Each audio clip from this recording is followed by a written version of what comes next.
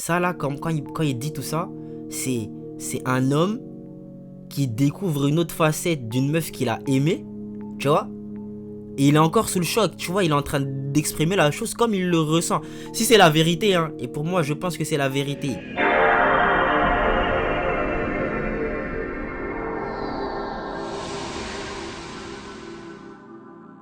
Hey, échec sur échec sur échec. Je sais qu'il regrette quand il m'observe faire rentrer tous ces chèques. J'ai profité solo, y'a avec moi quand j'étais au fond du lac. Donc faut pas venir me tendre la main quand je suis dans la Cadillac. Wagwan YouTube, ça dit quoi l'équipe? J'espère que vous allez bien. Moi ça va, alhamdoulilah, vous connaissez votre bug. Aujourd'hui famille, on est sur une vidéo de H-Lord Fugu, la manipulation comme arme.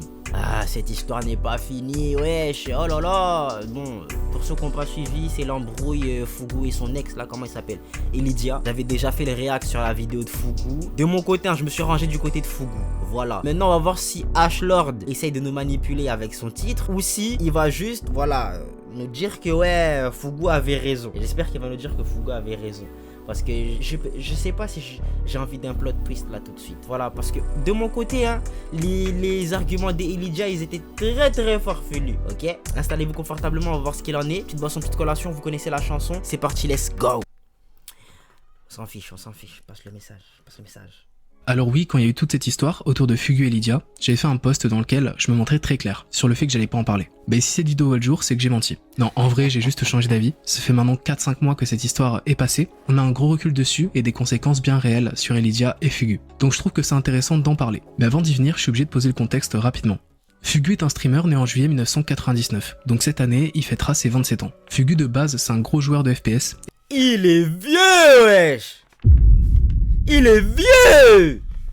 Espèce de vieux, va! Et à juste avoir son blaze sur Insta pour comprendre son attache à ce type de jeu. En août 2017, il se met à poster occasionnellement des vidéos sur sa chaîne YouTube. On n'était sur rien de très sérieux, juste du gameplay sur des jeux comme League of Legends ou même Fortnite. Mais en septembre 2020, ça va devenir un peu plus concret, parce qu'il va se lancer sur Twitch et il avait réussi à ramener quelques viewers en lançant ses premiers lives sur Fortnite. Les streams, il kiffait ça, donc il a continué, mais seulement 2 ans plus tard, donc en 2022, que ça va vraiment commencer à décoller grâce à Apex Legends. Sur Apex, il était grave chaud. Grâce à sa maîtrise du jeu, j'ai jamais accroché à Apex.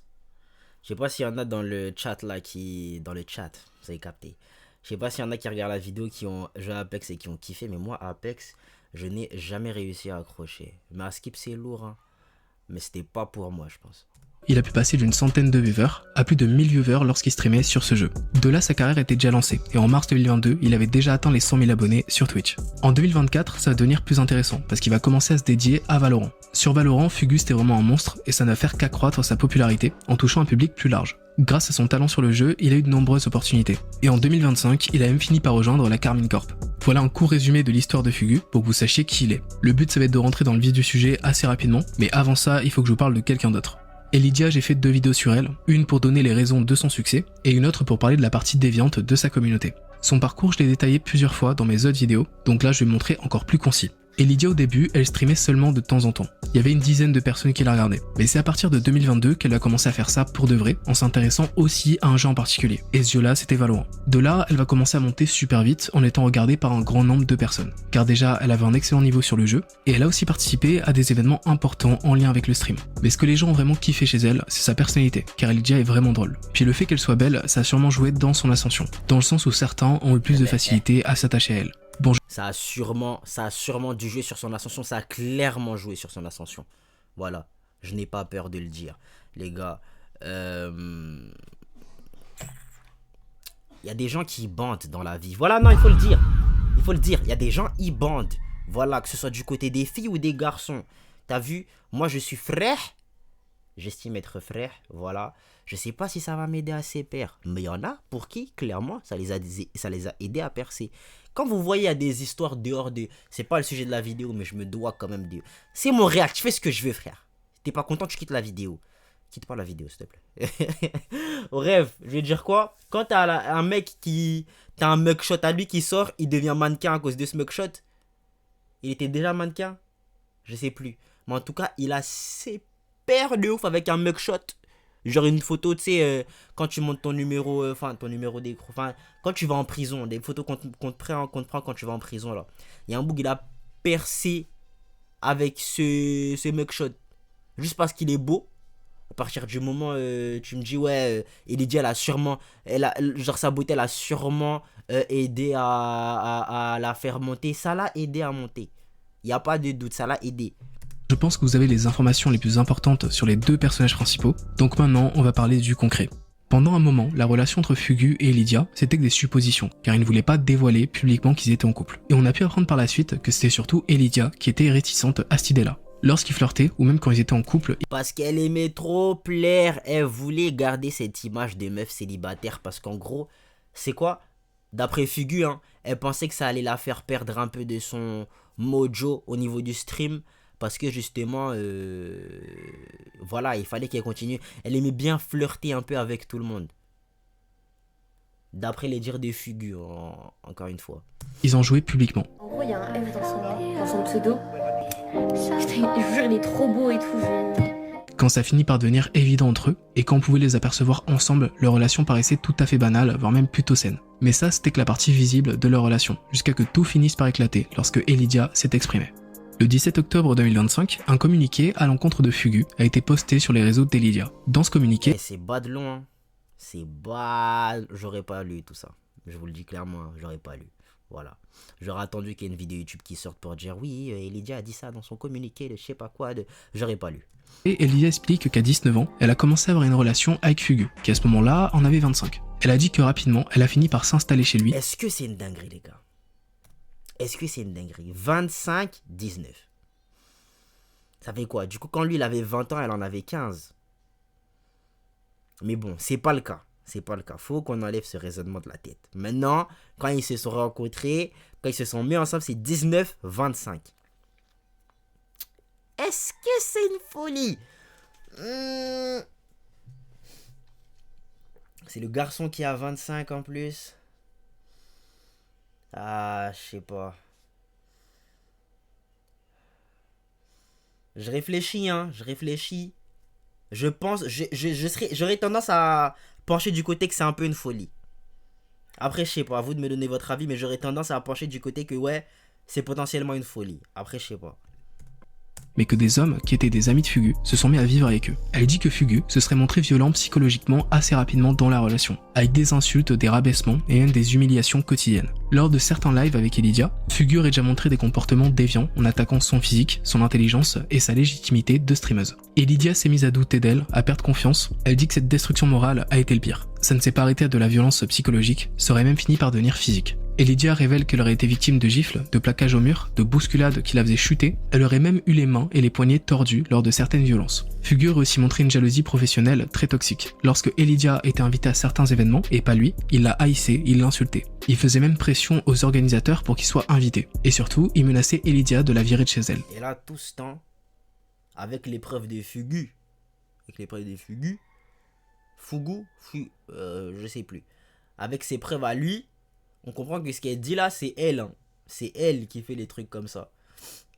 En mars 2025, sans qu'elle sache comment elle a trouvé le courage, elle a réussi à le quitter. Mais Fugu l'a menacé de détruire sa carrière et de l'unir. Elydia aurait accepté la demande de Fugu de rester en bon terme car elle avait peur des représailles. Mais ce n'était pas fini parce que Fugu l'aurait harcelé quasiment tous les jours pendant des mois pour s'assurer que Elydia ne parlerait pas de ce qu'elle avait subi. Il voulait même qu'elle se remette avec lui, mais Elydia, la seule chose qu'elle voulait, c'était qu'il la laisse tranquille pour qu'elle puisse se reconstruire. L'angoisse a fini par prendre le dessus et Elydia a fini par aller au commissariat déposer une main courante, au cas où il lui arriverait quelque chose. Mais vu qu'elle n'a pas eu de nouvelles depuis, elle a carrément fini par déposer plainte pour violence volontaire aggravée. Je me rappelle très bien de l'effet de ce communiqué lorsqu'il a été publié. Ça a été une bombe et je me rappelle que sur Twitter, sous son post, il y avait énormément de messages de soutien de la part de personnes très influentes. La portée qu'a eu ce communiqué... C'est pour ça les gars, maintenant, en fait, à force de regarder des vidéos comme ça, des vidéos drama de gens qui font Zerma, c'est des victimes et c'est pas des victimes.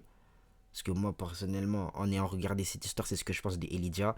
Maintenant, on va voir si c'est vraiment le cas ou pas. Hein. Mais c'est à cause de ce genre d'histoire que je me dis, questionner les victimes. Genre, faut vraiment questionner les victimes. Parce que y en a qui mentent, il y a des menteurs à l'extérieur, tu vois. Mais abusez pas, quoi. Tu vois, si tu vois clairement quelqu'un qui est touché, abuse pas. Genre, en fait, peut-être confronte-la pas. Parce que dans le cas où elle est sincère dans sa démarche, tu peux encore plus lui faire du mal. Parce que y en a qui ont vécu des choses et ça demande un certain courage d'aller jusqu'à exposer ce problème-là à d'autres personnes. C'est vraiment difficile. les gens qui ont vraiment, il y a des gens qui ont vécu des choses qui préfèrent genre mourir avec, tu vois, tellement c'est dur. Je pense, hein. J'ai pas de preuves pour appuyer ça, mais c'est sûr c'est déjà arrivé dans l'histoire de l'humanité. Tu captes? Donc maintenant, quelqu'un qui va prendre le courage, avoir le courage de venir en parler, voilà, faut peut-être pas la pousser en fait. Mais questionner quand même ses dires. Tu vois, parce qu'il y en a qui mentent potentiellement. Et c'est ça en fait qui est dommage. Et qui va nous faire douter des vraies victimes. Tu captes?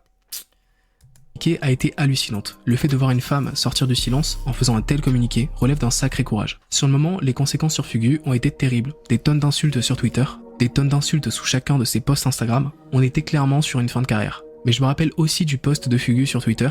Il a réagi le jour du communiqué d'Elydia en disant qu'il travaillait sur une grosse vidéo sur elle depuis déjà un moment. Depuis le communiqué, il a décidé de prendre cette vidéo encore plus au sérieux, histoire d'avoir une défense extrêmement solide. Dans son tweet, il dit qu'il n'a jamais souhaité étaler sa vie privée en détruisant la vie d'une personne qu'il a aimée. Il promet aussi d'apporter énormément de preuves pour appuyer ses propos. Mais en voyant un communiqué pareil, avec d'aussi grosses répercussions, on pourrait se demander pourquoi Elydia a décidé de rendre cette histoire publique. En fait, elle avait pris peur, car elle avait des échos comme quoi Fugu préparait un gros dossier sur elle, donc elle pensait qu'il parlerait en premier. Donc pour être sûre d'être la première à parler de cette histoire, elle a fait ce communiqué pour lancer l'alerte. Mais il n'a pas fallu très longtemps à Fugu pour répondre point par point à toutes les accusations du communiqué, en apportant aussi des preuves.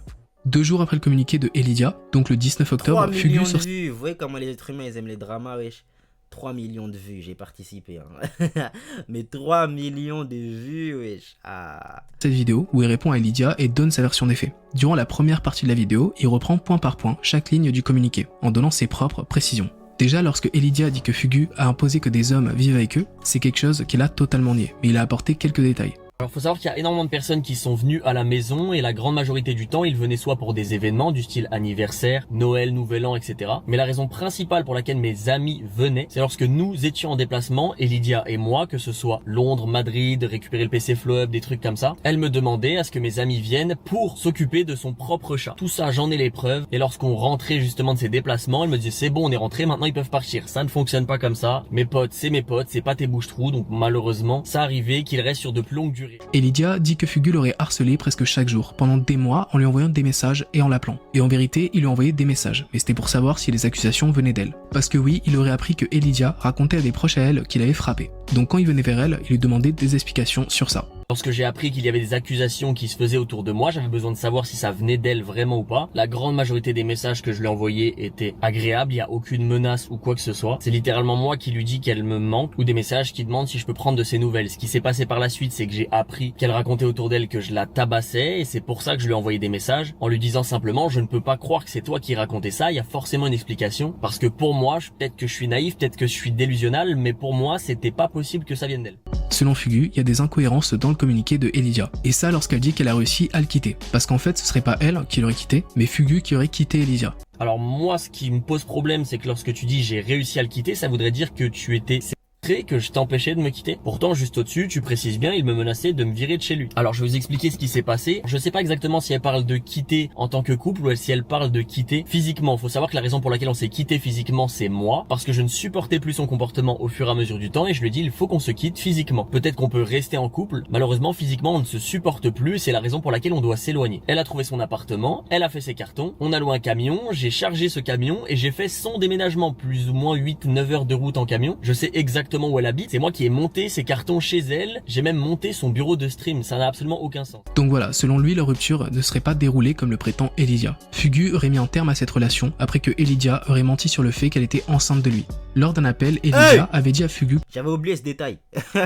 J'avais oublié ce détail. C'est pour ça que j'ai sursauté là. Qu'elle pensait être enceinte de lui. Vu que cet appel a eu lieu le soir, les pharmacies étaient fermées. Et ça posait problème car Fugu voulait que Elydia aille chercher un test de grossesse. Mais à ce moment de l'appel, Fugu était dehors et il y avait une pharmacie sous ses yeux. Donc il a proposé à Elydia d'aller chercher le test de grossesse. Sauf qu'elle a pas voulu. Bon soupçon, je lui dis simplement, il faut que t'achètes un test de grossesse. Elle me dit les pharmacies sont fermées, je peux pas. Je lui dis il y en a une littéralement ouverte sous mes yeux. Si tu veux, je t'en récupère un, je te rejoins et on en discute toute la soirée. Et là, elle me dit non, je suis fatiguée, j'irai en chercher un demain. Quelques jours plus tard, Fugu lui reparle du test de grossesse et lui demande si elle en a un. Elle lui dit que oui, mais qu'elle n'ose pas le faire car elle a peur de voir qu'elle est vraiment enceinte. Et là, Fugu lui dit qu'elle doit absolument pas prendre ça à la légère et qu'elle doit à tout prix le faire. Je lui dis que c'est important, il faut absolument qu'elle le fasse. passe, c'est pas quelque chose qu'il faut prendre à la légère. J'ai l'impression qu'elle essaye d'esquiver le sujet, donc je lui demande simplement de m'envoyer une photo du test de grossesse qu'elle a soi-disant acheté. Elle esquive une première fois, une deuxième fois, elle commence à s'énerver contre moi en disant que je lui fais pas confiance. À ce moment-là, je lui mets un ultimatum, je lui dis soit tu me montres le test de grossesse que tu as acheté en photo, soit je raccroche, je te quitte et je te bloque. Voilà comment on s'est quitté officiellement. Fugu a décidé de quitter Lydia car cette histoire de test de grossesse qui était floue et pas prise au sérieux de la part de Lydia a fait perdre patience à Fugu qui a fini par la quitter. C'est une folie de mentir comme ça, de mentir là-dessus. Vraiment, c'est une folie. Ensuite dans le communiqué, Lydia accuse Fugu de l'avoir menacé, de ruiner sa réputation jusqu'à même l'emmener dans la tombe. Des paroles extrêmement fortes et qui font froid dans le dos quand on lit ça. Puis elle a aussi dit qu'elle a accepté le fait de rester en bon terme avec lui par peur des représailles. Déjà concernant les paroles de Fugu, comme quoi il serait prêt à l'emmener dans la tombe, il s'avère qu'il a retrouvé le message où il dit ça, et quand on a le contexte, l'effet n'est plus du tout le même. Pour le m'emmener dans la tombe qu'elle cite entre guillemets, je vous montre le message à l'écran. Est-ce que le message a l'air problématique? Je pense pas. On peut voir dans ce screen super intéressant que c'est bien elle qui parle de est-ce que t'as peur que je parle mal de toi, je sais pas quoi. Moi qui lui réponds tout à fait honnêtement qu'elle a rien à y gagner. Elle me répond d'elle-même merci pour toutes les bonnes choses que tu m'as appris. Et moi qui réponds à ça, si tu fais une bêtise, je t'emmène avec moi dans la tombe princesse. Avec un smiley qui rigole et entre parenthèses je plaisante. Je peux pas faire mieux pour dire que c'est une blague, tu vois. Si dans un contexte je lui avais dit t'es morte après qu'elle ait fait une connerie, mais pour rigoler, ça voudrait dire qu'elle aurait utilisé ça contre moi. Pour quelqu'un qui a soi-disant accepté la demande d'être en bon terme, par peur des représailles, et qui était littéralement terrifié. Personnellement, je trouve qu'il y a beaucoup d'incohérences, et je n'ai aucune idée de quelles représailles elle parle. Si elle a peur qu'il y ait des représailles, c'est qu'elle a des choses à se reprocher. C'est vrai que concernant les représailles, il y a un truc qui cloche, et ça vous allez le voir quand on va passer à la vidéo. Aussi, elle a fait une vidéo. Bon, c'est bien que Ashlord, du coup, fasse cette vidéo-là, parce que je n'aurais pas eu la foi d'aller regarder la version de Lydia. Parce que pour moi, c'est elle qui fait Zerma dans cette histoire. Donc si Ashlord peut nous donner le petit résumé de la vidéo, ça m'arrange bien. Et Lydia, juste après.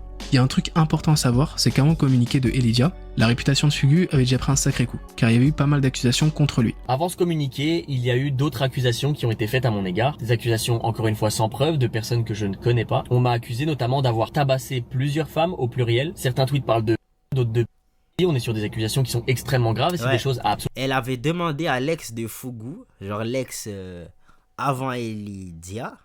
Enfin oui, du coup ça me semble logique.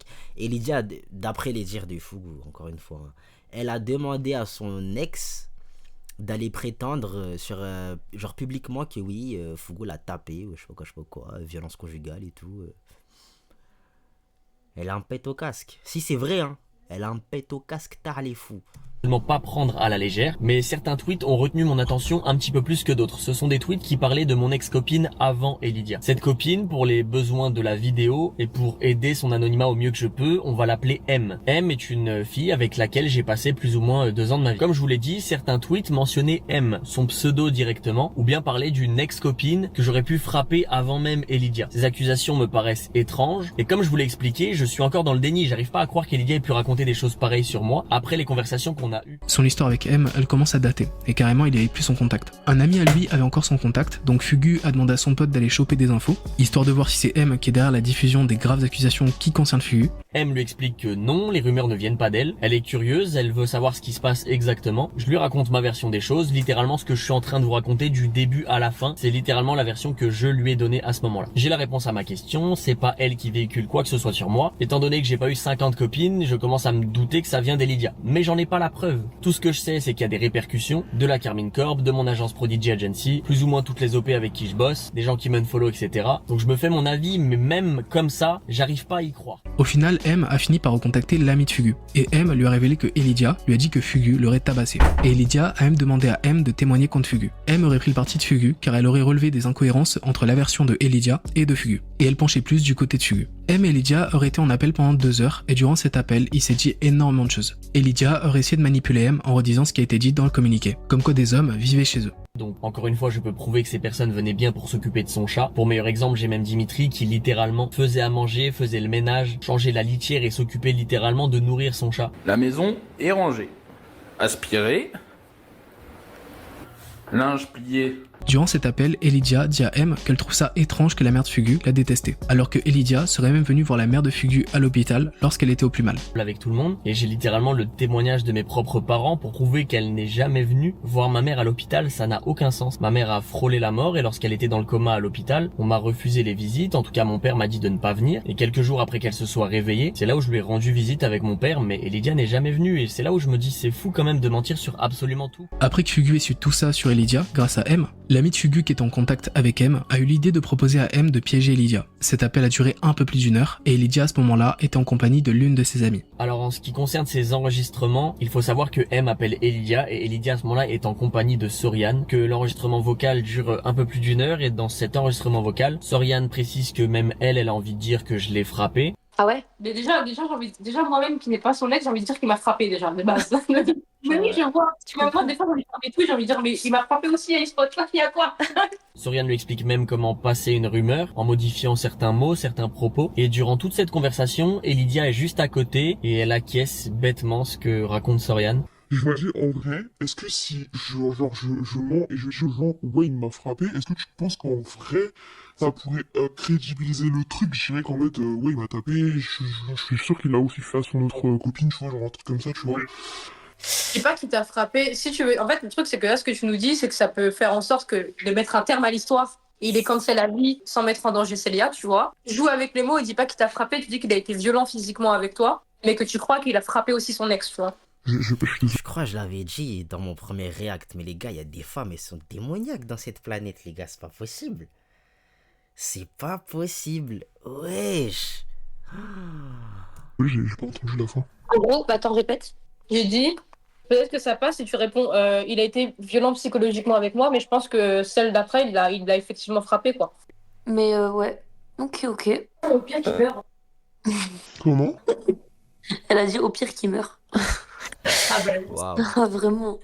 Dans son communiqué, Wow. lorsque Elydia parle de jalousie professionnelle, Fugu a apporté aussi des preuves. Cette preuve, c'est un screen de conversation de Discord où Elydia parle du fait qu'elle se met en concurrence avec Fugu. Cette jalousie, au fur et à mesure de la relation, aurait fini par devenir de plus en plus excessive. Et que je voyais qu'il vivait sa best life. Et genre, et je le voyais sur des casques cassés et tout. Genre, je le voyais partout. Tout le monde disait que c'était le GOAT. Et ben, dis-toi, moi, pendant ce temps, j'étais dans mon lit. Pendant une semaine, j'avais pas pris de douche, rien. mais il avait l'air pas bien ou pas? Ouais, il avait l'air pas bien. Genre dépressif. Ouais, bah franchement, ouais. Mais du genre, tu l'as jamais vu comme ça? Non, jamais de ma vie je l'ai vu comme ça. Je te jure, j'étais choqué. Je trouve ça fou d'être avec quelqu'un qui est pas content de ce qui t'arrive dans ta vie, genre dans ta vie pro et tout. Genre, il t'arrive plein de trucs bien et cette personne, elle ne peut que se dire oui, moi ceci, moi cela, moi j'ai pas eu ci, j'ai pas eu ça, genre. Vas-y, c'est grave, hein. Bien fait. Ouais. Et bien fait pour lui.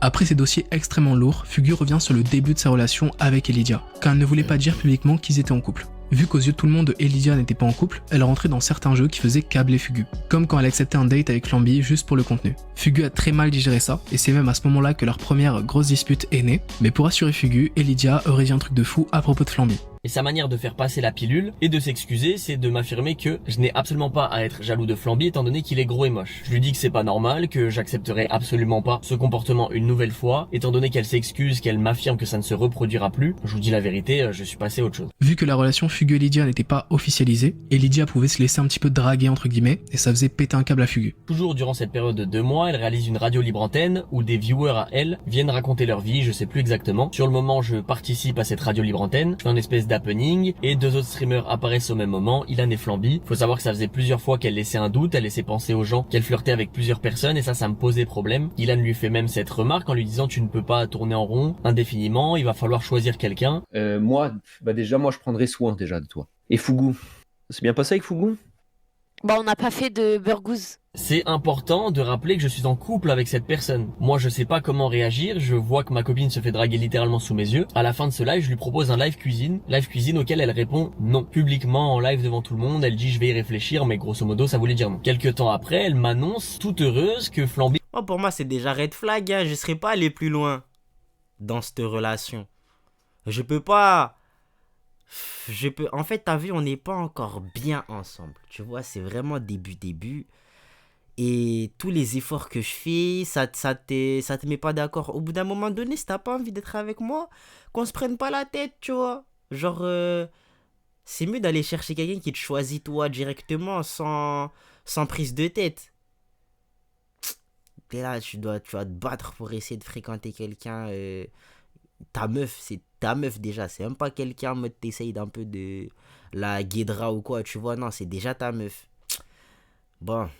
Il a invité pour faire un live cuisine avec Ilan. Moi je lui dis que c'est irrespectueux envers moi, que je vais me faire trash littéralement sur TikTok. Évidemment ça a pas loupé, en plus elle s'est fait analyser en permanence. Sur le moment j'en veux pas aux autres parce que je sais qu'ils ne sont pas au courant qu'Elydia et moi sommes ensemble. Elle refuse de leur dire mais elle refuse aussi d'imposer des limites, de mettre une barrière. Suite à ça, une grosse dispute éclate entre eux. Fugu lui fait comprendre qu'il a envie de dire qu'ils sont en couple car il ne supporte plus le fait qu'il n'y ait pas de limite. L'excuse d'Elydia pour garder cette relation privée, ce serait sa crainte de perdre des abonnés et d'être moins invité à des événements. Vu qu'ils étaient en désaccord, Elydia s'est énervée contre Fugu en lui disant qu'il voulait détruire sa carrière. La dispute se passe très mal et Fugu se montre très clair sur tout ça. Je lui explique que je ne supporte absolument pas son comportement, que je veux la quitter parce que je me vois pas vivre avec une personne qui a cette manière de penser. Évidemment, elle pleure et elle me dit que si je la quitte, elle va se...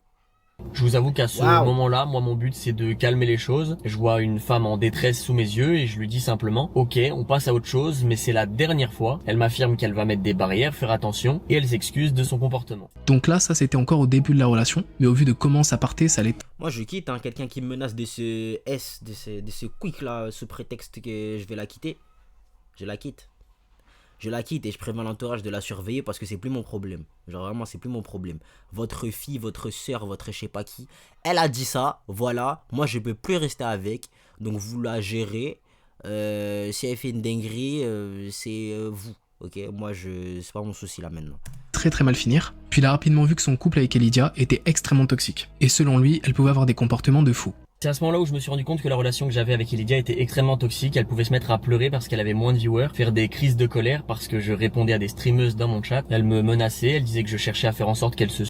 Elle me prenait la tête littéralement pour tout et n'importe quoi. Si par exemple je la raidais pas elle. Selon Fugu, depuis le début de sa relation, vu tout le temps et l'énergie qu'il dédiait à Elydia, il se serait dégradé. Au point où il aurait fait sa première fatigue chronique. Durant ces timings-là, j'ai subi une première fatigue chronique. J'ai fait une prise de sang, j'ai pris rendez-vous chez le médecin. Il m'a expliqué qu'il y avait quelque chose dans ma vie qui me prenait énormément d'énergie. Je ne savais pas ce qu'était une fatigue chronique. Il m'a expliqué que mon corps demandait à ce que je lui rende son temps de sommeil. Donc pour ceux qui m'ont suivi durant cette période, ils savent que c'est vrai. Pendant plusieurs mois, Elydia m'empêchait de stream aux horaires que je m'imposais, qui étaient généralement 17, 18, 19 heures au plus tard. Et je me retrouvais à lancer après 20 heures. Elle, ça la dérangeait pas parce qu'elle streamait tard et elle se réveillait tard. Moi, en l'occurrence, j'essayais de me lever tôt parce que je faisais mes propres montages et mes propres TikTok pendant une longue période. J'étais constamment fatigué. Effectivement, elle voulait passer du temps avec moi, donc c'est des choses que je lui ai jamais reproché. Mais j'en parle parce que par la suite, au-delà d'une fatigue chronique, j'ai subi un stress chronique qui m'a fait perdre énormément de cheveux. C'est extrêmement honteux. J'ai consulté avec un spécialiste qui m'a expliqué qu'une alopécie diffusée de la sorte venait très fortement d'un stress. C'est la raison pour laquelle j'ai fait une greffe et de toute manière, il suffit de regarder ma tête sur mes premières vidéos jusqu'à aujourd'hui. On voit bien que physiquement, je me suis dégradé. Souvenez-vous, il y avait aussi une histoire de jalousie professionnelle entre eux,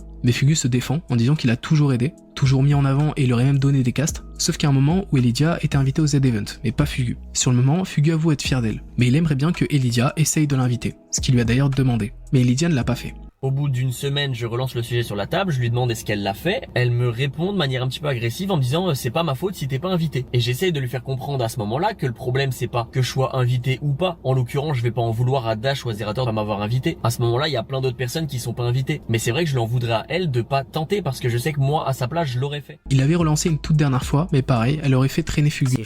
C'est chaud. T'imagines déjà amicalement parlant, tu peux te trouver face à quelqu'un qui ne fait pas les mêmes efforts que toi dans cette amitié. Dans une relation amoureuse et tout, genre c'est ton tien, t'es son tien aussi, tu vois, genre ce que toi t'es capable de faire pour elle, elle ne fera même pas le quart, le tiers, elle fait rien du tout, frère, c'est grave.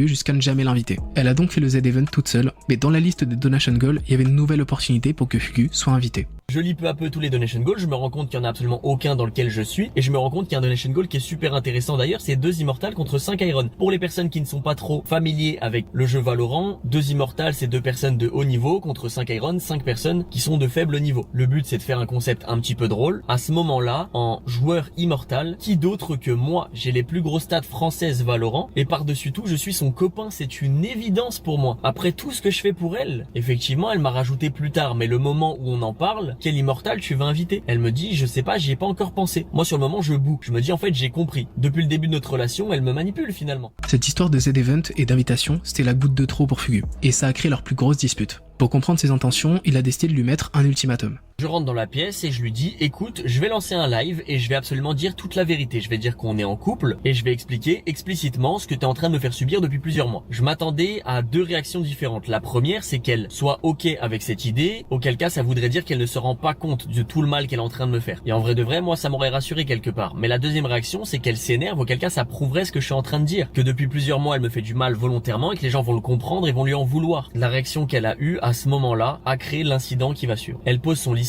elle se lève, elle se précipite vers moi, elle commence à me frapper au niveau du torse et des épaules. Je mets mes mains pour me protéger en avant. À ce moment-là, elle hurle en disant tu veux détruire ma carrière, tu veux détruire ma vie. Moi, je la repousse avec mes mains parce que je suis en panique et tout ça se passe sous les yeux de Dimitri, la personne qui vit avec nous à ce moment-là. Elle part en courant dans sa pièce de stream, elle claque la porte et je commence à l'entendre frapper. Donc forcément, je la suis, j'ouvre la porte et je me rends compte qu'elle est en train de tabasser littéralement les vitres avec ses 2 poings. Le moment où je rentre dans cette pièce, moi je suis encore énervé, donc je lui dis tu vois, si tu réagis comme ça, c'est que j'ai raison quelque part. Toute cette situation se passe toujours sous les yeux de Dimitri qui derrière essaye de nous calmer, mais moi je suis dans le feu de l'action, je ne sais pas exactement ce qui se passe. Je suis énervé contre elle, mais je me rends compte qu'elle tabasse littéralement la vitre et elle hurle des choses folles, comme tu veux me pousser, tu veux détruire ma carrière, maman, je vais me... des trucs de fou. Moi sur... Je saurais pas gérer une folle, les gars. Moi, je vous le dis très clairement. Ok? Je ne saurais pas gérer une folle. Si du jour au lendemain, je me rends compte que ma meuf est folle, genre, pour de vrai. Genre, je veux dire, folle, vraiment folle Elidia, quoi. Folle, folle. Ça va pas le faire, les gars. Ça va pas le faire. Si elle est folle, qu'elle sache comment bien cacher son jeu, parce que le jour où je découvre ça, les gars, je ne peux pas rester, je ne sais pas gérer ça. Genre, ce sera sans moi. Ta folie, là, c'est sans moi. Vraiment. Pour le moment, je suis complètement paniqué, je commence à la rassurer, je me rapproche d'elle parce que ça fait à peu près une dizaine de secondes qu'elle est en train de tabasser la vitre. Je commence à avoir peur, je lui demande de se calmer, je lui explique que c'était pour voir ses réactions et que je vais absolument pas faire ça. J'essaye de mettre mes mains sur ses bras en lui disant calme-toi. Et sur le moment, c'est là où il y a eu un incident, c'est là où j'ai fait une erreur, chose que je reconnais. Je n'ai pas su comment réagir face à cette situation. Elle était dos à moi et je lui ai mis une claque à l'arrière de la tête. Instantanément, après ça, je me suis mise à genoux et j'ai pleuré, je me suis excusé. Évidemment, en premier lieu, je ne minimise absolument pas ce que j'ai fait, je sais que c'est un mauvais geste et je n'ai pas besoin que toute la terre me le dise, je suis au courant déjà. C'est la raison pour laquelle je me suis mis à pleurer et que je me suis excusé. En fait là c'est dommage parce que s'il n'avait pas frappé, en essayant par la même occasion de trouver une excuse à son acte, on était sur une belle défense avec toutes les preuves qu'il a apportées tout le long de sa vidéo. Juste après avoir... Ah mais moi je lui en veux pas, genre vas-y. On tape pas les femmes, hein. Encore une fois. Il aurait pu faire pire. Il aurait pu faire pire. Et genre si c'était vraiment un vicieux, il aurait même pas dit. Tu vois. Après, peut-être il a fait pire, hein. Mais si tout ce qu'il dit, c'est réel, je pense que ça va, vraiment. Expliquer cet incident, celui où il commet une erreur, il dit qu'il a en sa possession une vidéo où Elidia tape une crise de fou. Il dit que c'est une horreur à voir et que ça pourrait vraiment lui nuire. Donc c'est pour cette raison qu'il ne l'afficherait pas. Puis cette vidéo existe véritablement car Elidia l'a même confirmé elle-même lorsqu'elle parlait avec M. Et en gros, j'étais devenue folle et il m'avait filmé. Et du coup, j'étais allée sur son tel pour la supprimer. Ouais. Et du coup, j'étais devenue complètement folle et genre, je hurlais. Je disais, j'en peux plus. Ma pauvre. Donc, je pense qu'il parlait de cette vidéo. Et parce qu'en fait, j'étais devenue complètement hystérique. Ouais. Attends, mais comment il a la vidéo si je l'ai supprimée de son tel? Je sais pas, supprimé récemment? Ouais, j'ai tout supprimé, gros. Même récemment? Ouais.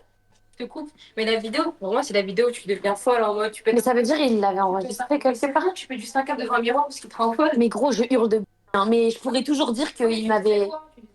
Je hurlais. Je hurlais, gros. Après avoir fini de parler de cette histoire, Fugu montre des screens où Elidia se montrait extrêmement toxique par message, en étant très insécure, en pensant que Fugu pourrait le tromper à tout moment. Elle avait aussi le mot de passe de son téléphone et elle fouillait dedans absolument toutes les nuits selon lui. Elidia aurait aussi insulté certaines femmes qu'elle estimait trop proches de Fugu. Bref, cette histoire de jalousie, ça allait super loin. On arrive... Ça la pète, hein. se la pète, tu flirtes avec d'autres bougs. Et ensuite, quand lui, il y a une meuf qui respire un petit peu trop près de lui, tu commences à te vénérer. Je t'aurais insulté si j'étais méchant, mais je vais pas le faire. Quasiment à la fin de sa vidéo, et justement, il a fini par parler de sa deuxième erreur. Mais pour bien comprendre l'histoire qui va suivre, faut savoir que Fugu et Lydia étaient en froid par rapport à une histoire, où ils étaient en désaccord pour un cast. Et Fugu accusait Lydia de ne vouloir que son buzz. Donc à ce moment-là, ils sont en froid, c'est en voiture, et l'ambiance est terrible. Ambiance totalement morbide dans la voiture, plus aucun bruit, elle éteint même la musique. C'est la scène la plus goofy de toute cette embrouille, les gars. Écoutez seulement. On arrive au péage, en direction de la maison, on passe le péage et le moteur s'éteint une première fois. Je comprends pas, je regarde le tableau de bord, aucun voyant, quoi que ce soit, donc je redémarre une deuxième fois, je rappelle que je suis en automatique, c'est un start and stop, c'est littéralement cette voiture. Je commence à avancer pour m'extirper, parce que des voitures commencent à s'accumuler derrière moi, je les vois dans mon rétroviseur. La voiture s'arrête une deuxième fois, là je commence à me poser des questions, je la regarde, je lui dis bah mince, qu'est-ce qui se passe? J'essaye de me référer à elle, peut-être qu'elle a une idée, et je redémarre une troisième fois et je la vois avec sa main venir pour essayer d'éteindre la voiture une troisième fois. Donc à ce moment-là, j'attrape son poignet, je lui dis qu'est-ce que tu fais, pourquoi tu fais ça? Elle force, elle me dit je veux qu'on s'explique, elle vient pour appuyer avec sa deuxième main. À ce moment-là, j'essaie d'attraper ses deux mains et je la bloque avec mon bras. La voiture est redémarrée, je commence à braquer sur la droite, il y a une aire de repos, c'est littéralement là où j'ai enregistré ma vidéo, où j'explique pourquoi je me suis fait ban pendant un mois, sauf que je suis en train de traverser littéralement toutes les voitures qui sortent du péage, notamment ceux qui ont justement le télépéage, et qui passent, même si c'est pas une vitesse ahurissante, ça doit être du 30 km. Moi je vous dis la vérité, on est dans une situation de danger. Je continue à braquer, mais imaginez la situation, j'essaie de regarder dans les rétros, vérifier ce qui se passe autour de moi, je la maintiens en plus avec mon bras, elle qui force et qui se débat, et en même temps je braque et j'essaie de me diriger vers l'aire de repos. Encore une fois à ce moment-là, elle a une super idée brillante comme d'habitude, elle décide d'ouvrir la porte et d'essayer de sortir par la porte. Sur l'autoroute, enfin littéralement à la sortie du péage, donc toutes les voitures sont en train de sortir, moi je suis en panique totale, donc je l'attrape, je la tire vers moi, je lui dis tu te fous de ma gueule, et avec ma main je fais un geste comme ça, où je pense que je lui ai mis une claque honnêtement, j'arrive à m'extirper jusqu'à l'aire de repos, à ce moment-là je la lâche, elle prend la fuite littéralement, elle court, elle va se cacher derrière un arbre. Vas-y. En fait rien que d'en parler, j'arrive pas à croire. Je me dis c'est un autre monde et on essaie de me faire passer pour quelqu'un qui tabasse les gens. Ok, j'admets, j'ai pas été bon dans la relation, mes gestes, ma manière de réagir, etc. J'en suis. Non. Là c'est pas que toi et elle. Vous êtes sur la route. Ok? Ce genre de comportement, peu importe qui c'est, hein, tu fais un truc comme ça, je suis en train de conduire. Franchement, estime-toi heureux si je t'ai pas tabassé à la fin. Parce que la vérité, c'est un truc de ouf. Tu vois? Genre faire Bellec, tu montes avec qui dans ta chop, parce qu'il y en a, c'est des malades. Elle a ouvert la porte, elle a éteint la voiture pendant qu'il essayait de rouler. Vas-y, frère. Quand je vous dis, je peux pas gérer une folle. Moi, je peux pas gérer une folle, les gars. Conscient, j'ai besoin de personne pour me dire que ce que j'ai fait c'est mal ou que j'ai mal réagi. Mais je vous jure sur tout ce que j'ai de plus cher au monde, que à ma droite, si en côté passager c'était un handicapé, mon père, ma mère, mon petit frère, même Cédric Doumbé, j'aurais réagi de la même manière. C'est dangereux, ça, mais sur la wesh. route, c'est absolument pas un endroit dans On est du même avis, les gars. Quand je vous dis, pour moi, Fugu, c'est pas le malade de l'histoire.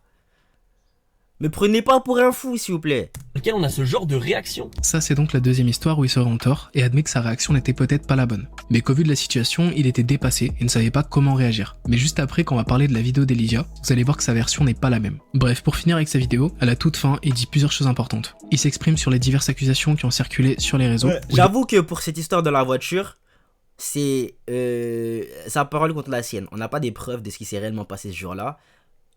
Mais vu tout ce qu'il nous a raconté avant, ça me choque pas que ce soit le cas. Il aurait frappé des femmes. Puis il dit aussi que concernant les violences faites à Elydia, comme quoi il aurait tabassé à plusieurs reprises, bah pareil, il y aurait zéro preuve. Et sur les réseaux, littéralement, il y a plusieurs personnes qui sous des tweets disent c'est pas la première femme à qui il fait ça. Et la raison pour laquelle les gens disent ça, c'est parce qu'elle a demandé à mon ex-copine de témoigner contre moi en mentant, en disant que je l'ai frappée elle aussi. M, du coup, a joué le jeu parce que le but c'était d'avoir des preuves. Et donc elle en a probablement parlé autour d'elle en disant ouais, même son ex, elle est prête à témoigner, etc. Genre ceci prouve cela. Pour quelle raison, étant donné que M n'en a parlé à absolument personne d'autre qu'elle? Personnellement, moi ça me fait énormément de mal pour les personnes qui subissent de réelles violences physiques. La vérité c'est qu'aujourd'hui je sais qu'il n'y a aucune preuve, aucune photo de bleu, aucun coup qui a été mis, c'est-à-dire des coups phalanges, coups de poing pour faire du mal physiquement. Je sais aussi du coup qu'il y a eu beaucoup de mensonges et je vous l'ai prouvé. Et pour moi ça décrédibilise littéralement tout le discours d'une femme battue qui subit réellement des violences. On parle d'hommes qui veulent se donner raison avec la force. On est tellement loin à l'opposé. Effectivement, vous pouvez m'en vouloir pour les gestes que j'ai pu avoir durant ces incidents et honnêtement je m'en veux moi-même moi-même aussi. Il se peut que j'aurais dû réagir autrement. Pour le coup, en voiture, je sais pas exactement comment j'aurais dû réagir. Pour ce qui est du premier incident, j'aurais peut-être pu essayer de la maintenir ou de la tenir, ou peut-être de la laisser se faire mal, mais c'est vrai que sur le moment, j'ai vraiment réagi à chaud et instantanément sur le coup de la panique, donc effectivement, je m'en veux. Mais je refuse sur tout ce que j'ai de plus cher au monde qu'on le dise publiquement que j'ai tabassé des gens. Donc voilà, on a fait le tour de cette grosse vidéo de 50 minutes. Vous avez maintenant toutes les informations, donc là j'ai donné mon avis sur tout ça. Ce qui est fou, c'est que Fugu, quand le communiqué d'Elydia a été publié, c'était la pire des ordures. Mais 3 jours après, lorsqu'il a publié sa vidéo, c'est devenu le GOAT. Et un bon nombre de vestes se sont retournées. Ce drama, je devais pas en faire une vidéo. Ah, moi, de base, j'avais du recul. Hein. Bon, je suis pas tout le monde, ok? Il doit y avoir plein d'exceptions comme moi à l'extérieur, là. Mais dans le sens où moi, je m'en battais les steaks. Ok? J'ai rien attendu, en vrai. J'ai vu l'histoire de Fugu. Pour moi, c'était le mec qui est le moins fou entre les deux. Maintenant, peut-être je me trompe, hein. Après, il nous a montré des preuves, il parlait pas dans le vide. Mais je l'ai très bien suivi. Quand la vidéo de Fugu est sortie, j'ai pris le temps de la regarder, et quand j'ai fini, je n'y ai vu que du feu. Niveau contexte, arguments, preuves, structure, et même pour les excuses qu'il a fait lorsqu'il était en tort, c'était très fort. Si un bon nombre de personnes sont mises à prendre le parti de Fugu, c'est pour une raison. Sa défense est méga solide. Et après avoir vu sa vidéo, j'en ai parlé autour de moi, et même en y repensant, ça m'a permis de prendre plus de recul. Il y a tellement de preuves apportées qui contredisent tellement ce qu'a pu dire Elydia dans son communiqué. Pendant le premier quart de sa vidéo, c'était que ça. Déformer des propos comme elle l'a fait en disant que Fugu... Les gars, j'ai l'impression, Ashlord, il va dire oui, Fugu, c'est lui le menteur en vrai. Et j'aime pas ça, les gars. Je vous ai dit au début de la vidéo, je suis pas là pour un plot twist. Et s'il te plaît, juste conforte-moi dans mon argument. Conforte-moi dans mon avis de base, s'il te plaît. Est prête à l'emmener dans la tombe, alors que sur le screen qu'il nous a montré, on a tout le contexte, le message clair de Fugu et les réponses d'Elydia qui permettent clairement de voir que c'est de l'humour. Je trouve ça très malhonnête d'avoir déformé la réalité pour l'intégrer à son communiqué. Ou même lorsqu'elle a dit que des hommes vivaient chez eux, comme si c'était des big squatters et que c'était carrément imposé. Alors que Dimitri, l'un des amis de Fugu, s'occupait de tout lorsqu'ils étaient absents. Et servait aussi de confident à Elydia. Ça aussi c'est malhonnête. Et c'est dommage parce que malgré toutes les preuves qu'a Fugu, il reste en tort. Pourquoi? Parce qu'il a frappé une femme. Et rien ne justifie cet acte. Mais si Elydia n'avait pas déformé certains... Il reste toujours en tort. Juste avec ça, Ashlord, je suis pas d'accord avec toi. Il peut être en tort avec ça, ok? Mais ça fait pas de Elydia la personne qui gagne cette embrouille entre guillemets. Tu vois? Ok, ce qu'il a fait c'était pas bien, mais lui-même il l'a dit. T'as vu, lui-même il s'en rend compte. Elydia, je suis sûr dans sa vidéo, il n'y aura pas de « Ok, j'ai fait tout ça, mais c'était parce que... Ok, j'ai fait ça, mais c'est parce que... » Non, ce sera des « J'ai jamais fait ça, ça il ment, j'ai pas fait ça. » C'est nier jusqu'à la mort, c'est ça qui va se passer, je pense, hein, personnellement. Après, je sais pas, on verra. En fait, dans son communiqué, parce que c'est bel et bien le cas au vu des preuves qu'a apporté Fugu, Elydia aurait eu tout à y gagner si elle avait simplement dit la vérité. Lorsque Elydia était en vocal avec sa pote EM, là aussi c'est chaud, son ami dit des trucs extrêmement graves en la poussant à déformer la réalité, et Elydia à aucun moment on l'entend contester ce que dit sa pote. C'est très grave. On ne sait pas vraiment comment Fugu était dans la relation, mais j'ai lu la plupart des screens affichés et c'était de longs messages. Fugu envoyait des pavés à Elydia pour l'aider dans sa vie, à avoir confiance en elle et aussi pour qu'elle avance du mieux possible. Par message, il se montrait quand même très investi dans sa relation et il semblait l'aimer véritablement et tout faire pour elle, du moins avec les screens qu'il a affichés. Elydia par contre en avait un aperçu très toxique, avec des messages très souvent blessants et froids. La toxicité, peut-être que pour certains ça pourrait être un simple détail, mais c'est quelque chose de véritablement destructeur dans un couple. Et seules les personnes qui ont été confrontées à ça pourront témoigner. Il y a aussi le fait que Elydia supprime énormément de messages, et ça quasiment sur chaque capture, comme si elle n'assumait pas ce qu'elle écrivait. Et d'ailleurs ça, elle en parle dans sa vidéo, ça va être intéressant. Il y a plein de petits éléments qui montrent que Fugu a entre guillemets moins de choses à se reprocher, car il apporte à chaque fois des preuves. Mais le fait qu'il ait frappé casse tout, et c'est dommage. C'est l'erreur qui pour moi m'empêche d'être de son côté, car je cautionne pas ce qu'il a fait. Et encore moins quand il essaie de justifier ou trouver... moi non plus. Mais c'est une action à côté de plein d'autres dingueries. Vas-y, c'est ton avis. C'est ton avis. Vas-y, je vais pas m'énerver par rapport à ton avis. Mais pour moi, c'est peut-être pas le meilleur des avis. Voilà, je te donne mon avis sur ton avis. Ça fait beaucoup d'avis.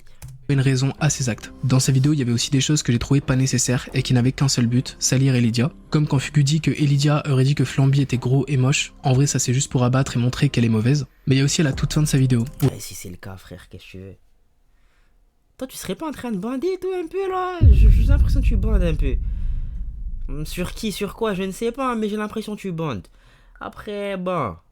Le truc, c'est que c'est le cas. C'est le cas. Elydia, même de son côté, elle a essayé de sortir les dingueries pour le salir et tout, comme quoi il tapait des femmes. Maintenant que lui, il le fait, c'est une mauvaise chose.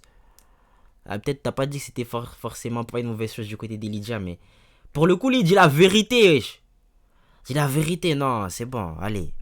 où il revient sur le vocal avec M, où Lydia aurait dérapé. Et encore, j'ai dû raconter 70%, il y a encore plein de trucs, que ce soit même dans le vocal d'1h20 où elle parle à mon ex et elle dit des choses atroces, grossophobie, elle émite des accents africains, je comprends pas où elle veut en venir en fait. Donc voilà un petit peu mon avis sur tout ça. Dans la vidéo, il y a du très bon et du très mauvais, mais laquelle... Pour moi, c'est ça là, comme quand il dit tout ça, c'est un homme qui découvre une autre facette d'une meuf qu'il a aimée, tu vois. Et il est encore sous le choc, tu vois, il est en train d'exprimer la chose comme il le ressent. Si c'est la vérité, hein, et pour moi, je pense que c'est la vérité. Mais il n'y a pas de mal à le dire, quoi. Me frapper et c'est ce qui pose vraiment problème. Puis tous les moments où il tente de la nuire avec des propos qui ne sont pas nécessaires, on voit que le but, c'est simplement d'utiliser la manipulation comme une arme. Un peu moins d'un mois après la vidéo de Fugu, et Lydia sort enfin sa réponse. Bon, déjà, elle était obligée de répondre, c'est ce que je me suis dit après avoir vu la vidéo de Fugu. C'est elle qui a amorcé. Le sien, il va ressembler à un mensonge. Tu sais, généralement, les vidéos d'excuses où il y a full up de montage, bête d'éclairage, je sais pas quoi et tout. Vous allez voir.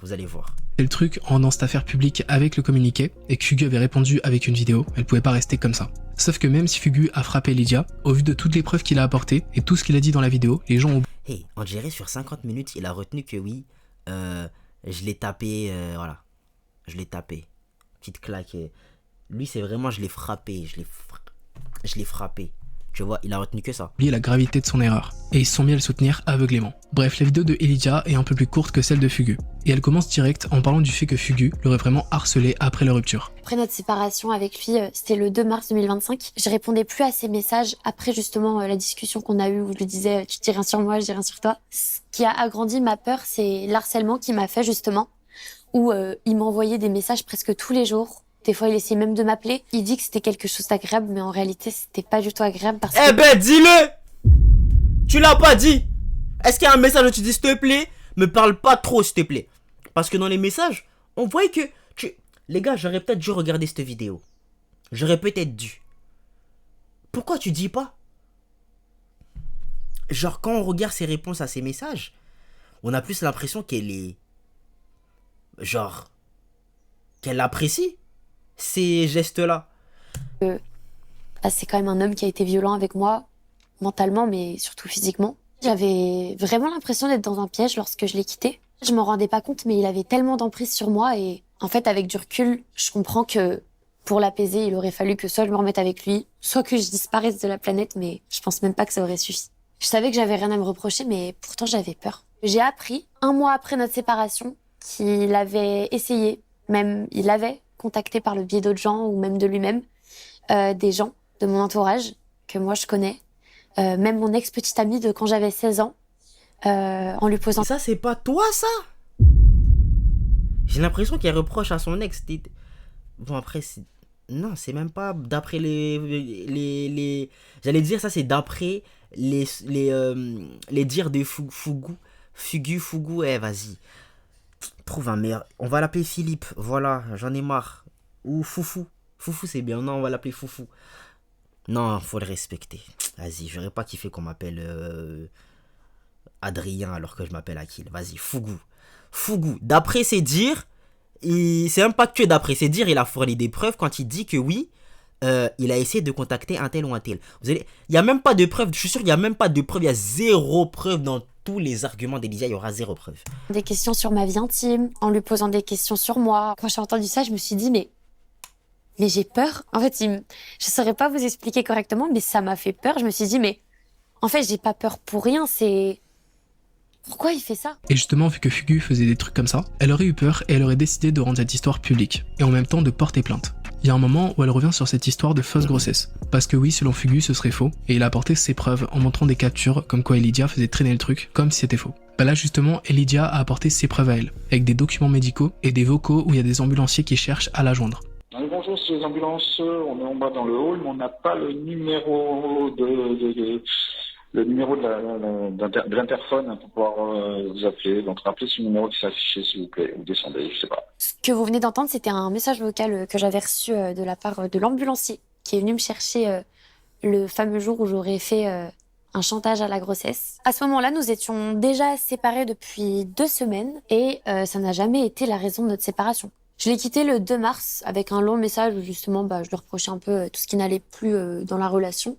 Et c'était surtout suite à une dispute. Et j'avais donc pris cette décision. Entre le 2 mars et le 14 mars, j'ai commencé à avoir des symptômes. Du coup, j'avais décidé... Les gars, le fait qu'il y ait trop de dates là dans ces arguments là, ça me perturbe les gars. On dirait qu'elle a bien tout préparé. Moi aussi, ça me semble logique qu'elle ait bien tout préparé pour qu'on la croie elle. Mais je n'entends que des mensongeries. d'en parler avec Maxime. Même si on s'était séparés, on continuait quand même un petit peu à se parler. Et il s'appelle Maxime. Je vais arrêter de l'appeler Fougou. Je l'appelle Maxime à partir de maintenant. Il m'avait dit de faire un test de grossesse. Et en fait, j'avais peur du résultat. Et en même temps, j'étais pas sûre de moi. Et donc, le 14 mars, le jour où il me demandait absolument de lui envoyer une photo de mon test de grossesse, les douleurs étaient devenues vraiment insupportables pour moi. Je perdais du sang. J'avais des crampes au niveau du ventre. J'avais vraiment mal. Je m'en souviens, j'avais jamais ressenti ça honnêtement. Et donc du coup j'avais appelé le SAMU. Et le médecin au téléphone me dit que je fais potentiellement une grossesse mal située. Quand il me dit ça au téléphone, je me dis mais... comment... En fait, même là, j'arrive même pas à vous décrire ce que j'ai ressenti sur le moment parce que quand on me dit ça au téléphone, je me suis dit ok, donc là c'est grave. Et donc le médecin m'envoie une ambulance chez moi en urgence et je préviens du coup Maxime à ce moment-là en lui disant que je suis dans une ambulance et que je vais à l'hôpital. Exactement, donc le même jour où il... Là, je lis. Purée. Je vous ai montré le screen. Pourquoi on n'a pas... Ah, vas-y. Il me fait un forcing pour que je lui monte mon test de grossesse.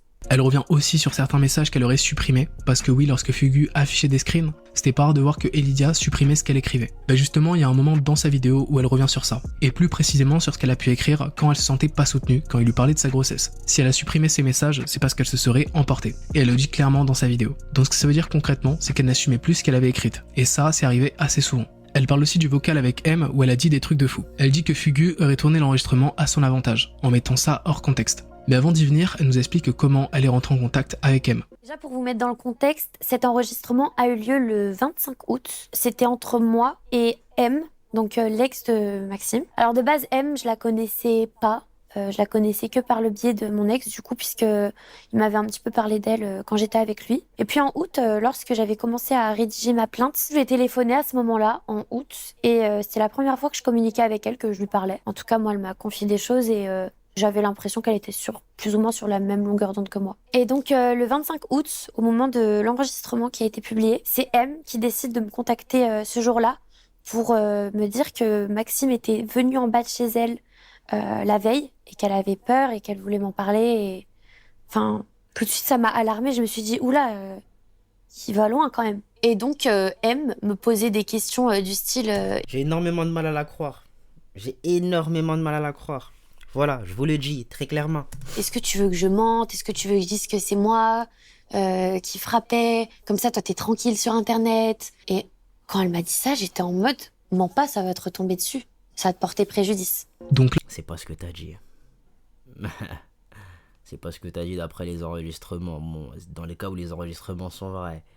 Voilà. Là, le discours de Elidia à propos de M est le total opposé de celui de Fugu. M aurait carrément été prête à mentir pour salir Fugu, mais Elidia l'aurait dissuadé de le faire. Alors que par la suite, M aurait aidé Fugu à piéger Elidia dans un long appel, où Elidia a fini par dire des trucs de fou. Comment M serait passé de prête à mentir pour nuire à Fugu à prête à l'aider? Selon Elidia, c'est parce que Fugu aurait une emprise sur M. Bref, lorsque Soriane, la pote d'Elidia, la suggère de mentir sur des violences conjugales... En fait, Fugu c'est Dr Doom en fait. Voilà, Fugu c'est Dr Doom. Il a de l'emprise sur tout le monde. Hein? C'est ça en fait. Ouais. Extrêmement grave, Elidia n'a rien contesté et a validé ça bêtement. Dans sa vidéo, Elidia justifie ce qu'a dit sa pote en disant qu'elle débattait de ça, et que l'extrait qu'a pris Fugu est hors contexte. C'est pour ça que justement S, la fille qui est avec moi ce jour-là, débat de ça avec M, puisque M mettait ça sur la table. C'est pour ça que dans l'appel, on les entend les deux parler de ça justement, parce que l'appel était très très orienté pour... débattre de ça en tout cas. Un peu plus tard dans la vidéo, Elidia parle des violences que Fugu lui a faites. Elle revient sur le fait qu'il les a assumées, mais elle a un vrai problème avec le fait qu'il les minimise, et surtout avec le fait qu'il recherche à justifier les violences qu'il lui a faites. Puis quand Fugu parle de tape derrière la tête, Elidia parle plutôt de claques tellement fortes que ça aurait même fait sonner son oreille. Elle continue sa vidéo en disant qu'elle ne souhaite pas rentrer dans les détails de sa vie privée, en listant toutes les violences qu'aurait faites Fugu. Elle revient aussi sur sa propre version de leur grosse embrouille, où Fugu voulait lancer un live en disant qu'ils étaient en couple, et dire ce qu'il subissait avec elle depuis un moment. Mais je tiens à revenir sur cette dispute puisqu'il l'a mise aux yeux de tout le monde. Le 4 août 2024, quand le Z-Event est annoncé, pendant que je me lissais les cheveux, il s'était installé derrière moi et en fait il m'a dit j'arrive pas à accepter. Et je le regarde et je lui disais mais de quoi tu parles? Et en gros il me disait qu'il acceptait pas que je sois invitée au Z-Event et pas lui. Il me disait tout le temps mais pourquoi tu demandes pas à Zerator de m'inviter? Non. Moi c'est la première fois que je suis invitée à un événement comme ça. J'étais un peu timide aussi, faut savoir que moi en plus c'était nouveau pour moi, des invitations, des trucs comme ça. Et de base j'avais envie, vous savez, de le ramener avec moi sur place pour qu'on fasse des choses ensemble. Mais en fait il voulait vraiment que je l'invite en streamer sur place alors que c'était pas ma décision. Et donc, du coup, après m'avoir dit tout ça, j'essaye de lui parler, de savoir pourquoi il dit des choses comme ça. Il me menace, moi et ma carrière, en fait, en me disant qu'il va me la nuire, il accepte pas. Et en fait, je trouve ça toxique sur le moment. Je suis en mode, mais ça se fait pas de faire ça. Et donc, je commence à paniquer. Et en fait, il s'enferme dans sa pièce et il me dit qu'il va bien lancer un live, ou il va bien me nuire en live. En gros, il sous-entendait qu'il allait me faire passer pour voilà, en gros. Et je trouvais ça violent de la part de mon copain. Et je me dis, mais qu'est-ce qu'il fait? Pourquoi? Quand il s'enferme, je tape à sa porte et je lui dis, à quoi tu joues? Ouvre la porte. Pourquoi tu fais ça? Et lorsqu'il ouvre sa porte, le fait de le voir énervé devant moi comme ça, j'ai eu peur et j'ai extériorisé ma colère sur ma vitre. J'ai tapé 2 fois sur ma vitre, oui, mais il m'a pas... J'ai pas compris. T'as peur ou t'es en colère? Ma colère sur ma vitre. Énervé, pourquoi tu fais ça? Et lorsqu'il ouvre sa porte, le fait de le voir énervé devant moi comme ça, j'ai eu peur et j'ai extériorisé ma colère sur ma vitre. Vous me dites peut-être c'est moi qui est en train de trip dans cette histoire-là, mais quand on a peur, on n'est pas en colère. Quand on a peur, on fuit, voilà. Enfin, je sais pas. J'ai tapé 2 fois sur ma vitre, oui, mais il m'a pas mis une table derrière la tête juste après. C'était une gifle sur le visage, où mon oreille avait sonné d'ailleurs. Donc je ne sais pas pourquoi il a minimisé cet acte, et je ne sais pas pourquoi cette histoire a été autant modifiée. Voilà, donc selon elle, cette histoire aurait été totalement modifiée de la part de Fugu. Il aurait essayé de justifier, minimiser son acte dans sa vidéo. Et Lydia nie l'avoir frappé, parce que oui, Fugu a dit que Elydia, lorsqu'elle était en colère, l'aurait frappé au torse. Et Lydia finit par revenir sur le 2e épisode de violence, celui qui se passe sur l'autoroute. Pour remettre le contexte, il s'embrouille par rapport à une histoire de caste, de jalousie professionnelle, et ça finit par exploser. On arrive au péage, et vous savez, au moment où il y a la barrière et qu'il faut mettre le ticket pour payer, j'éteins le moteur à ce moment-là, et je lui dis, tu me déposes sur la sortie. Il y avait un petit parking à la sortie de ce péage, et je lui dis, tu me déposes, je veux rentrer en taxi, j'en peux plus. Si tu veux qu'il te dépose, pourquoi t'éteins la voiture?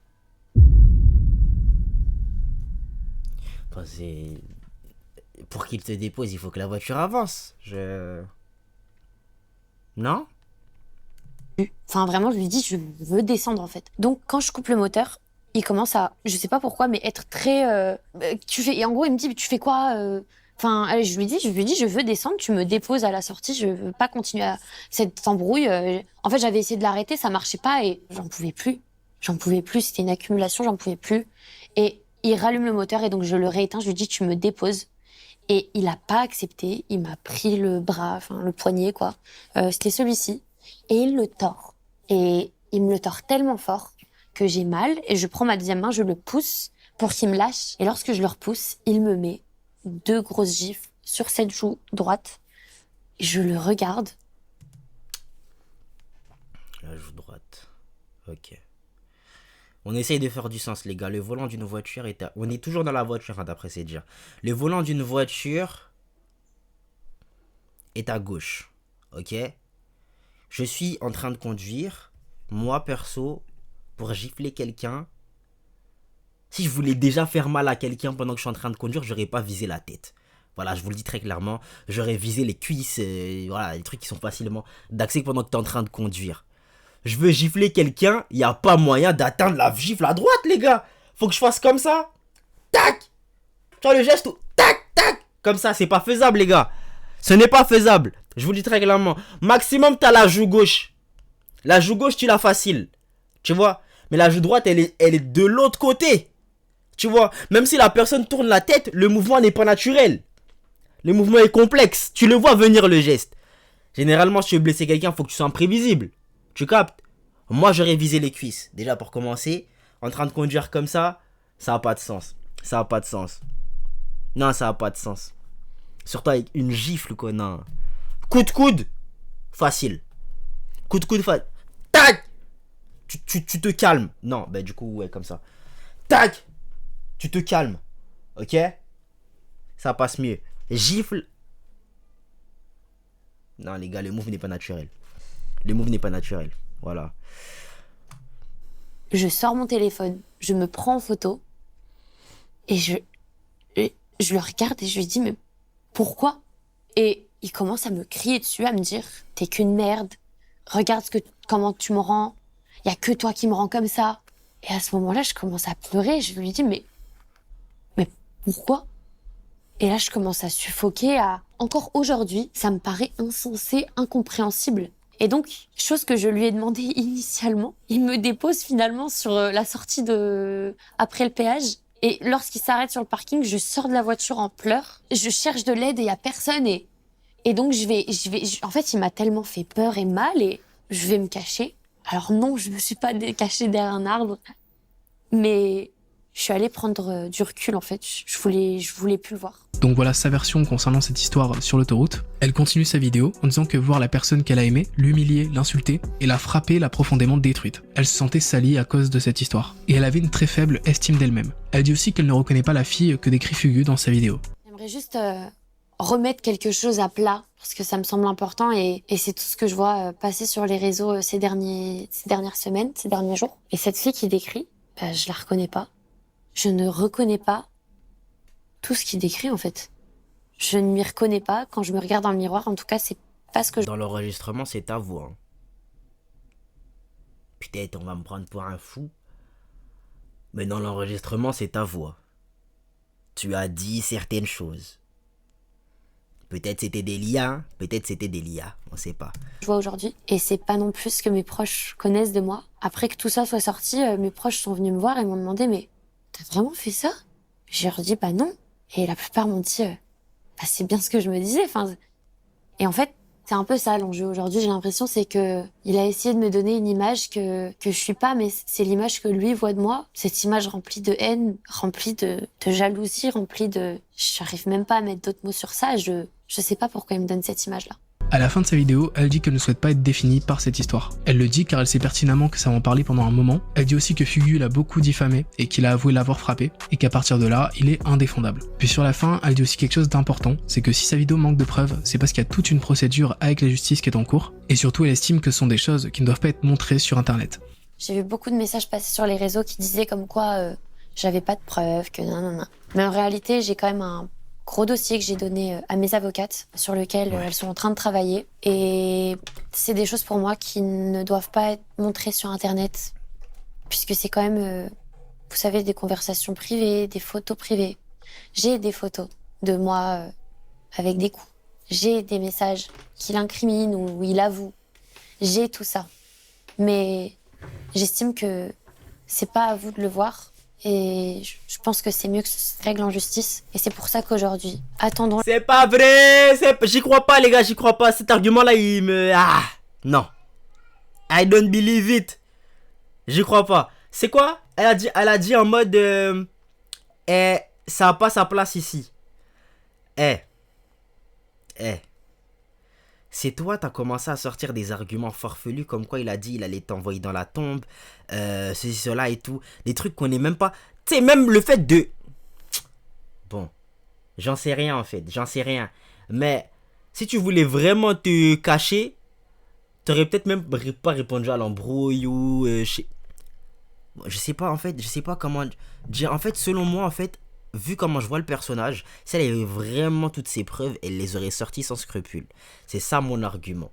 Maintenant, au niveau de la justice, moi, ce que j'ai l'habitude de voir, je connais pas le code pénal exactement, voilà, mais ce que j'ai l'habitude de voir par rapport à ce genre de choses, c'est, là, tout de suite, je ne peux pas vous les montrer, mais il y a peut-être certaines choses que je peux, ceci, cela et tout, ou que je pourrais vous montrer plus tard.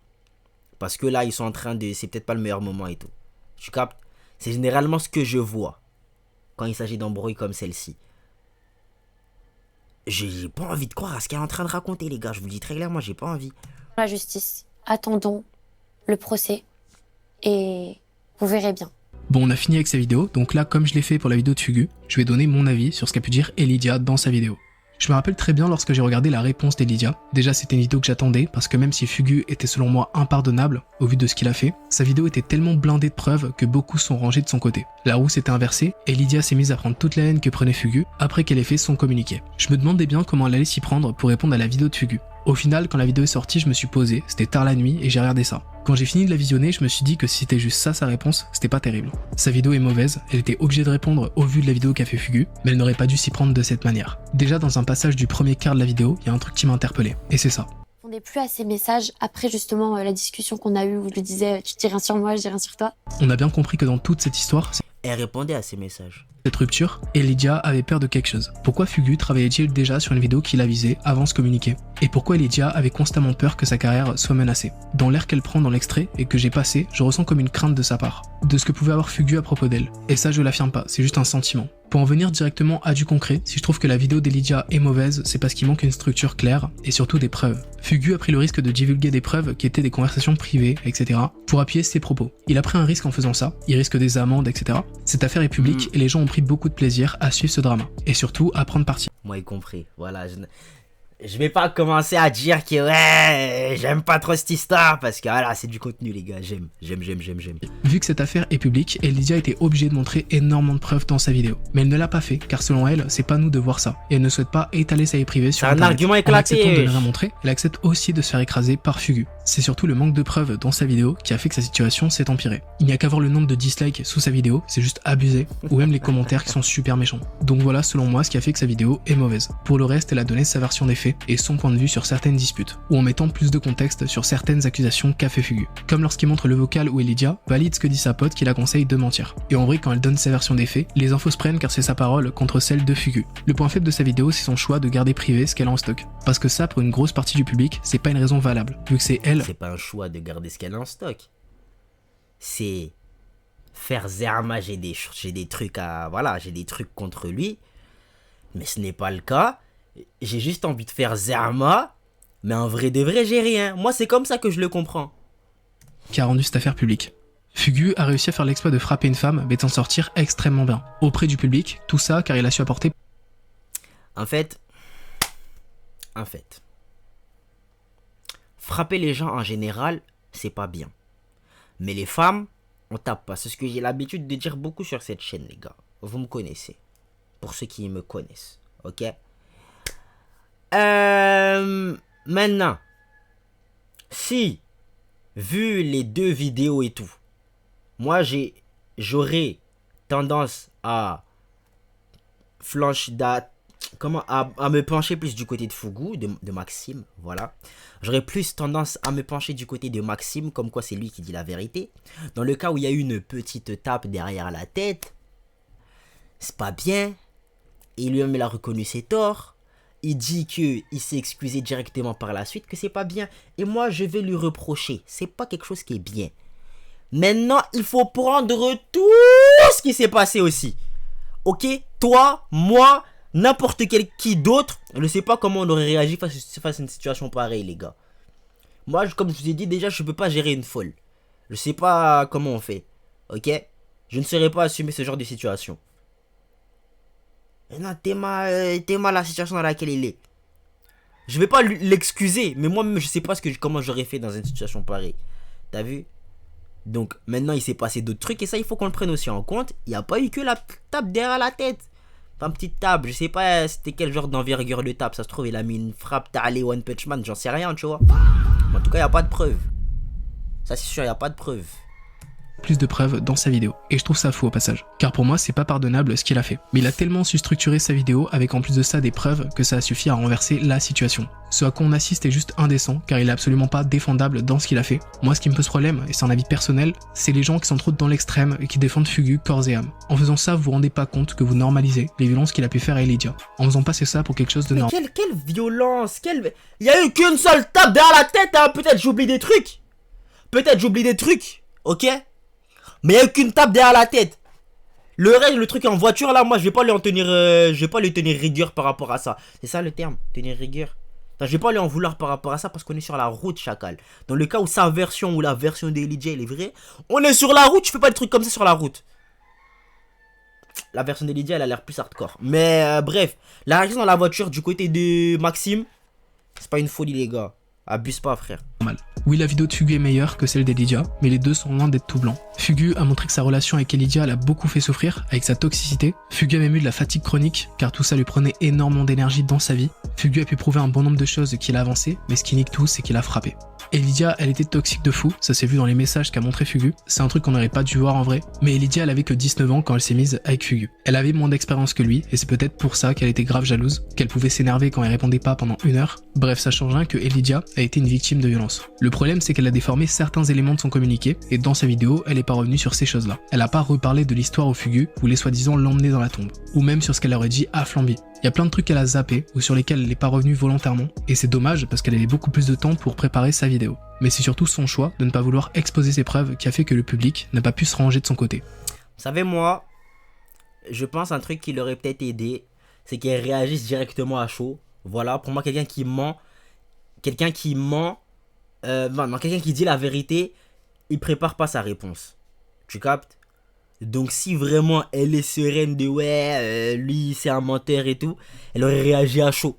Des conséquences, il y en avait pas mal, et ça des deux côtés. Pour commencer par Fugu, il a récupéré une sale communauté de mecs juste insupportables qui dénigrent les femmes. Et pour moi, c'est une conséquence. Maintenant qu'on regarde un peu si ce drama lui a donné un buzz prolongé, c'est le cas. Évidemment, il y a eu un gros pic en octobre 2025 au moment de sa vidéo, parce que Fugu c'était devenu le GOAT. Après ça s'est un petit peu calmé, mais là c'est en train de redécoller. Sur YouTube, je dirais pas qu'il a plus de buzz qu'avant, les vues sont similaires à d'habitude, mais la communauté paraît plus soudée. Le problème, c'est qu'elle a quand même frappé une femme. Et même s'il a su faire une vidéo qui a convaincu le public, il a pris un sérieux coup au niveau de l'image. Donc je pense pas qu'il aura beaucoup de placements et qu'il sera invité à des événements, etc. Et Lydia, j'ai l'impression que c'est elle qui a reçu le plus de conséquences. Car vu que sa vidéo était mauvaise, et la limite enfonçait encore plus, elle a pris un sérieux coup. Déjà on voit que depuis la vidéo de Fugu, ses stats Twitch sont mis à chuter sévèrement. Et vu comment elle était dans ce truc de compétition avec Fugu, avec les screens qu'on a pu voir, ça a dû la foutre mal moralement. Mais là ça repart un petit peu depuis mars, donc tant mieux pour elle. Elle veut pas être définie par ce drama, mais il va lui coller un bon moment. Mais au fur et à mesure du temps, ça va finir par se tasser. Par contre, le problème, c'est qu'elle a trop récupéré cette image de la meuf toxique, et sous des shorts à elle qui n'ont rien à voir, on voit des gens faire des commentaires pas très cool. En vrai, c'est assez dégueulasse, on a compris qu'elle a fait des erreurs et tout, mais continuer de diffamer pendant je ne sais combien de temps, en participant à ce truc de harcèlement, c'est vraiment pas bon. Alors, harcèlement c'est pas bon, voilà. Diffamation, par contre, je ne sais pas, ok. On sait pas réellement elle est où cette vérité, mais il y a pas mal de vérité selon moi du côté de Maxime. Maintenant, on va passer à vos avis sur Fugu, ou plus globalement sur toute cette affaire. Mon avis est simple, on n'est pas juge, on ne dispose pas des informations nécessaires pour démêler le vrai du faux. Ouais. C'est vrai qu'en soi, on n'a pas la totalité des informations, on a simplement ce que nous a donné Fugu. On était juste pas là avec eux quand tout s'est passé. Écoute, il faut laisser les gens compétents. La justice française, c'est un peu de la D, on va pas se mentir. Mais avec tout ce qu'on a eu, moi ça me suffit pour dire que il y a quelqu'un qui ment et c'est pas Maxime. Voilà. Peut-être qu'il a menti 2-3 fois, mais c'est pas lui qui ment le plus en tout cas. J'ai pas envie de continuer la vidéo, c'est juste les avis des gens par rapport à cette histoire et vous avez déjà eu le bien. Voilà, j'attends les vôtres par contre, j'attends les vôtres. Et voilà mes viseurs, vous me direz ce que vous en avez pensé dans les commentaires. Nous on se dit à la prochaine pour la prochaine. Vous savez quoi faire pour donner la ce fort. Ciao les nazes.